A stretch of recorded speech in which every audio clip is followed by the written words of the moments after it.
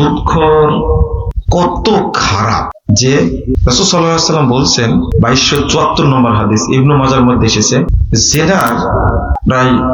জেনার পাপের ভাগ হলো 70টা। আইসারুহা আইয়ান কিহার রাজুল উম্মাহ, সবচেয়ে ছোট ভাগটা হলো জেনার সবচেয়ে ছোট ভাগটা হলো ওই ব্যক্তি তার মায়ের সাথে জেনায় লিপ্ত। আবার নাউজুবিল্লাহ বলে, নাউজুবিল্লাহ বলার দরকার না, এটা তো বহুবার বলেছেন, কিন্তু সুদটা ছাড়ার দরকার। কি দরকার? আপনার নাউজুবিল্লাহ শোনার দরকার নাই, এটা আল্লাহকে শোনালেই হবে।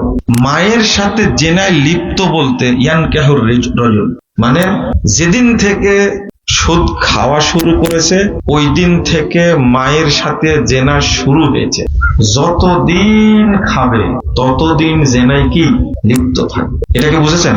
হাদিসের অনুবাদটা কিন্তু এটা। একজন চেয়ারম্যান আমাকে একদিন বলেছিলেন মঞ্চে যে এই হাদিসটা অন্যভাবে অনুবাদ করলে হয় না। কিভাবে? মায়ের সাথে জেনা এইটা না বললে অন্য কিছু বলা যায় না, অথচ রাসূল সাল্লাল্লাহু আলাইহি ওয়াসাল্লাম এটাই বলেছেন। অনুবাদ শুনতে খারাপ লাগছে, কিন্তু জেনা করতে কি খারাপ লাগে না, সুদ খেতে খারাপ লাগে না। লা হাওলা ওয়ালা কুওয়াতা ইল্লা বিল্লাহ।